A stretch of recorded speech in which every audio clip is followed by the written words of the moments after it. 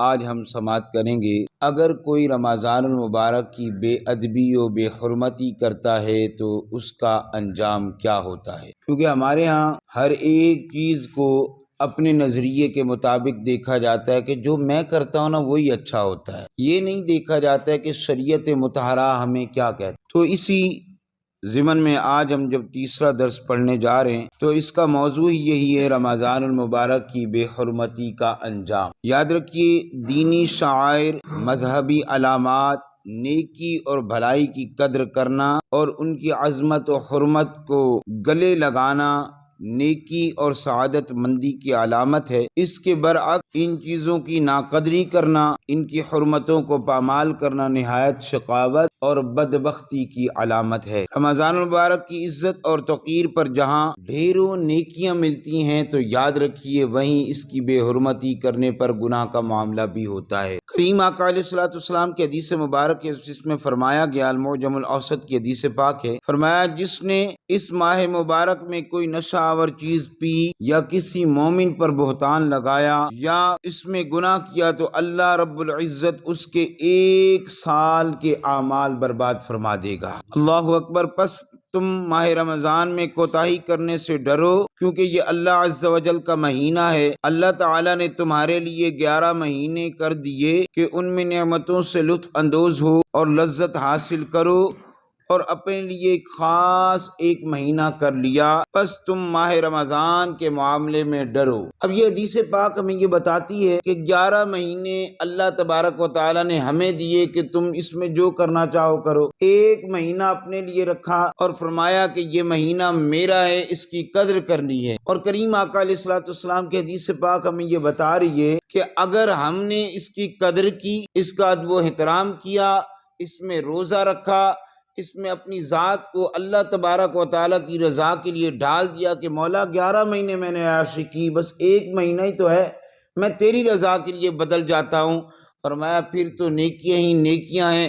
اور فرمایا اگر کسی نے ناقدری کی، اس کی بے حرمتی کی، یعنی کیا کیا، اس میں نشہ آور چیز پی یا اس میں کسی پر بہتان باندھا یا کوئی گناہ والا کام کیا۔ اب یہ ہے کیا نشہ آور چیز؟ ہم یہ سمجھتے ہیں میں نے ایک سگریٹ پی لی تو اس کے اندر تھوڑا سا ہی تو کچھ ملایا، زیادہ کچھ نہیں کیا، فرمایا یہ بھی گناہ کا کام ہے۔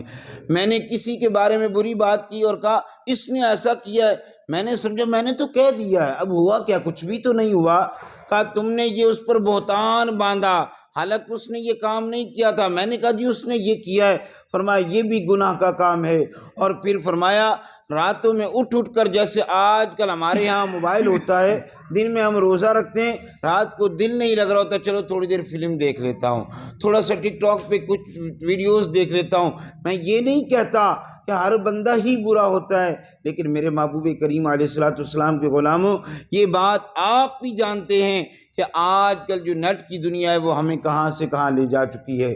تو اس لیے اس کا ادب و احترام صرف دوران روزہ ہی نہیں، بلکہ رات ہو تب بھی رمضان ہے، دن ہو تب بھی رمضان ہے، صبح ہو تب بھی رمضان ہے، شام ہو تب بھی رمضان ہے، ہر لمحہ اس کی قدر کرنی اور اس کی ادب و احترام کو یاد رکھنا ہے۔ یہاں پر ایک بات پوچھی گئی میرے نبی علیہ الصلوۃ والسلام سے، سرکار کائنات صلی اللہ علیہ وسلم نے ارشاد فرمایا میری امت ذلیل و رسوا نہ ہوگی جب تک وہ رمضان کا حق ادا کرتی رہے گی۔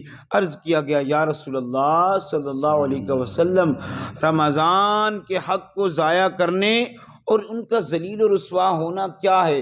کیونکہ صحابہ حریص تھے، وہ چاہتے تھے کہ کہیں ہم سے غلطی نہ ہو جائے، کہیں ہم سے کسی مہینے کی بے ادبی نہ ہو جائے، کہیں ہم سے حضور کا کوئی فرمان رہ نہ جائے، کہیں رب کے فرمان میں کوتاہی نہ ہو جائے، وہ فوراً سوال کیا کرتے تھے۔ اب صحابہ نے عرض کی یا رسول اللہ صلی اللہ علیہ وسلم، یہ رمضان کا حق ضائع کرنا کیا ہے؟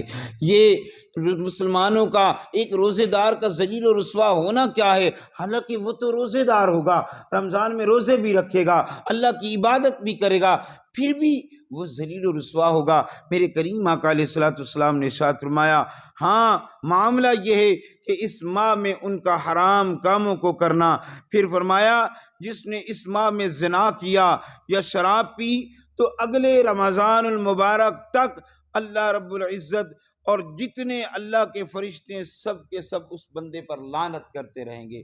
اب یاد رکھیے گا العیاذ باللہ من ذالک، یہ چھوٹا گناہ نہیں ہے۔ ہمارے ہاں تو بس چھوٹے چھوٹے گناہ سے یہ شراب پینا لوگ سمجھتے ہیں کوئی بات نہیں، ایک پانی تو تھا پی لیا ہے، کون سا کسی کا کچھ بگاڑا ہے میں نے اپنی ذات کے ساتھ گناہ کیا ہے۔ وہ یہ نہیں جانتا کہ میرا رب اتنا ناراض ہوتا ہے، خود تو لعنت فرماتا ہی فرماتا ہے، پھر فرشتوں کو بھی کہتا ہے کہ اس پر لعنت بھیجو۔ اور فرمایا کریم آقا علیہ الصلوۃ والسلام نے یہ کوئی ایک لمحے کی بات نہیں ہے، 2 لمحوں کی بات نہیں ہے، 1 مہینے کی بات نہیں ہے، 1 ہفتے کی بات نہیں ہے، 1 گھنٹے کی بات نہیں ہے، بلکہ کریم آقا علیہ الصلوۃ والسلام کے غلاموں، میرے کریم آقا نے ارشاد فرمایا 1 سال کے رمضان سے لے کر اگلے رمضان آنے تک یہ لعنت کا سلسلہ جاری و ساری رہتا ہے۔ اللہ اکبر، اللہ کریم ہم سب کی بخشش اور مغفرت فرمائے۔ میرے محبوب کے غلاموں، یہ لمحات ہمارے لیے بڑے قیمتی ہیں، ان کا ادب و احترام کریں، ہر برے کام سے بچیں۔ اگر آپ اچھی بات نہیں کر سکتے تو بری بات سے بھی زبان کو تالا لگا، آپ بولنا ہی بند کر دیں، کچھ دنوں کے لیے خاموش ہو جائیں کہ مجھ سے اچھی بات نہیں ہوتی، میں گالی گلوچ کر بیٹھتا ہوں، میں بری بات کر بیٹھتا ہوں، میں اس سے بچ جاؤں۔ میرے محبوب کے غلاموں، دعا کرتے ہیں اپنے لیے بھی، دوسرے مسلمانوں کے لیے بھی، جو گناہ کرتے ہیں اللہ انہیں بھی ہدایت عطا فرمائے، اور ہم سب کو اس ماہ رمضان المبارک کی قدر کرنے کی توفیق عطا فرمائے۔ وآخر دعوانا ان الحمد للہ رب العالمین۔